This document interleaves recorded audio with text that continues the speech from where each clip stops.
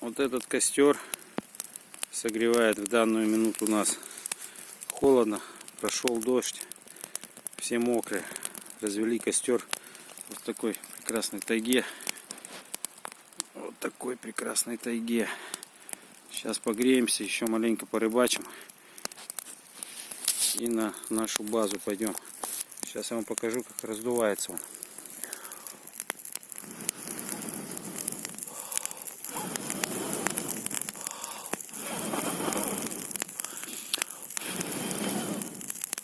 Вот такая сила у огня, если ему придать кислороду. А вот наша речка. Откуда мы таскаем этих хавизов?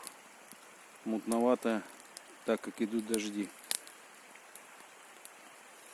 Ну ничего, все, что нас не убивает, делает сильнее.